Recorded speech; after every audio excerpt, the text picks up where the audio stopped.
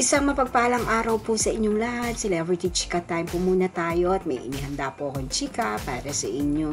Tara po't magchikahan na po tayo. Asia's multimedia star na si Alden Richards, eto palang itsura ng laruang pambata na kanyang binili. Yes, mga makaselebrity Chika Time, yan po ang ichichika ko sa inyo na lubos rin pong usap-usapan sa social media ng mga netizens, lalong-lalo na nga po ng mga followers at supporters ni Alden. Abay, talaga naman nga pong kotse o laruang panlalaki ang nakahiligang bilhin nitong si Alden at binuo.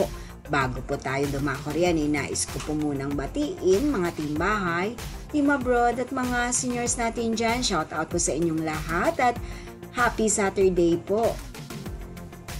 Kamakailan nga po ay spotted sa Vista Mall Santa Rosa, Laguna itong ating Asia's multimedia star na nasa toy store na kung saan nga po ay bumili ng Lego car. Yes, mga makaselebrity Chika Time, at yan po ay ibinahagi rin po ng kanyang nakababatang kapatid na si Angel Fukerson.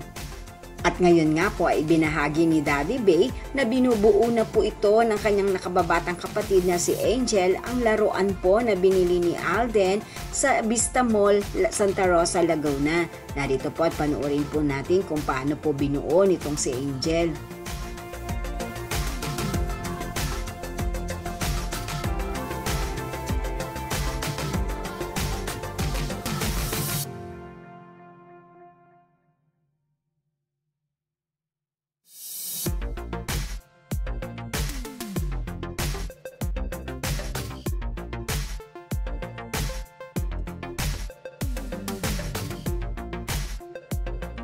Nga po, si Angel Fukerson ang bumuo po ng Ferrari car po na ito na tinatawag pong Lego car.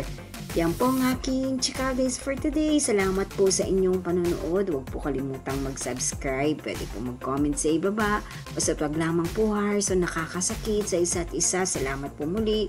Spread love, not hate.